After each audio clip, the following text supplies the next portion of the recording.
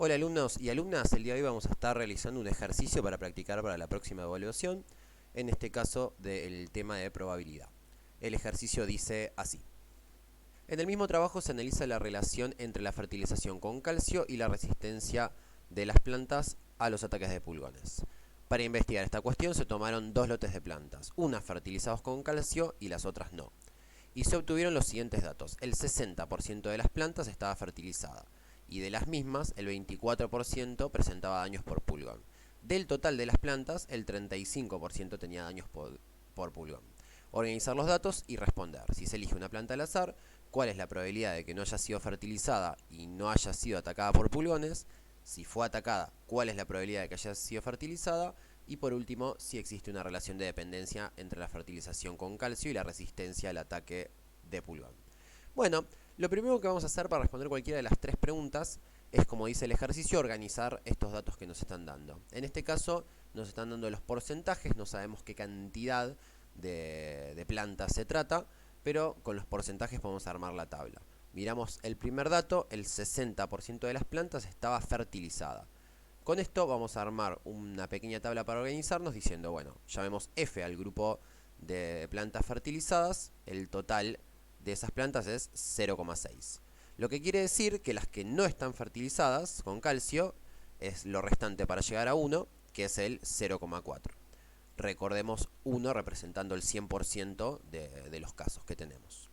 Y después nos dice que el 24% presentaba daños por pulgón de las que estaban fertilizadas. Nos va a interesar ahora mirar el siguiente dato que dice el 35% del total de plantas tenía daños por pulgón. Entonces, llamando D a las plantas que tenían daño por pulgón, escribimos el 35%, que sería 0,35, y el restante, es decir, las que no tienen daño por pulgón, 0,65. Y ahora vamos a completar la tabla. ¿Cómo completamos la tabla? Con este dato que nos dan aquí. El 24% de las plantas fertilizadas tenían daños por pulgón. Es decir, acá estamos en esta posición de la tabla. Fertilizadas y con daño de pulgón. Para saber qué resultado nos da, el 24% del 60%, vamos a hacer 0,6 por 0,24 y esto nos va a dar 0,144. Bien, entonces ahora, teniendo este valor, teniendo que las plantas fertilizadas con daño de pulgón es 0,144, vamos a completar el resto de la tabla, sabiendo que las fertilizadas en total son un 60%, las que tienen daño con pulgón un 35%, las que no tienen un 65%. Y completamos la tabla. Resolvemos las cuentas, nosotros tenemos originalmente 0,144, las que tienen daño con pulgón y están fertilizadas. Entonces, para llegar al 60%, al 0,6, hacemos 0,6, que es el total, menos 0,144, que son las que tienen daño por pulgón. Y esto nos da 0,456. Ahora vamos a completar el resto de la tabla. Sabemos que el total con daño de pulgón es el 35%, así que vamos a hacer 0,35 menos 0,144. Esto nos da 0,206. Y de la misma forma completamos el último casillero. Nos queda el 65% de las que no tienen daño por pulgón y le restamos el resultado que conseguimos recién. Esto nos da 0,194. Perfecto. Ahora que tenemos la tabla completa, vamos a pensar pregunta a pregunta lo que nos está pidiendo el ejercicio. Acá tenemos la tabla armada un poquito más prolija.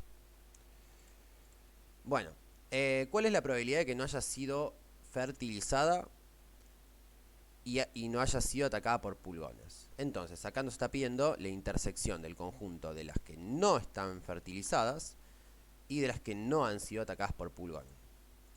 Acá. Y acá tenemos que ya habíamos completado la tabla.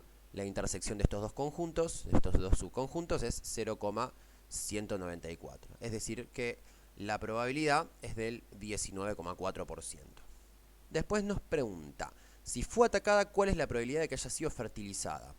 Acá tenemos un caso condicional, de probabilidad condicional. Nosotros tenemos que recordar cómo es la fórmula de la probabilidad condicional, que la encontraremos en el cuadernillo, que nos dice que si primero tenemos un dato, en este caso, si fue atacada, inicialmente fue atacada, ¿cuál va a ser la probabilidad de que haya sido fertilizada? Entonces, en este caso, va a ser P de F y D. Es decir, la probabilidad de que haya sido fertilizada considerando que anteriormente fue atacada. Para esto, la fórmula nos dice que tenemos que buscar la intersección entre esos dos subconjuntos, que es fertilizada y con daños de pulgón, que es 0,144, y la dividimos por el total de la probabilidad de que tenga daños de pulgón, es decir, el 0,35. Resolvemos esta cuentita que nos va a dar, en teoría, este resultado. Tenemos 144 dividido 0,35. Esto nos da 0,411, bueno, y descartamos el resto de los decimales. Quiere decir que la probabilidad de que haya sido fertilizada si fue atacada inicialmente es de 0,411 o también del 41,1%. Bueno, por último tenemos que ver si existe relación de dependencia entre la fertilización con calcio y la resistencia al ataque de pulgón.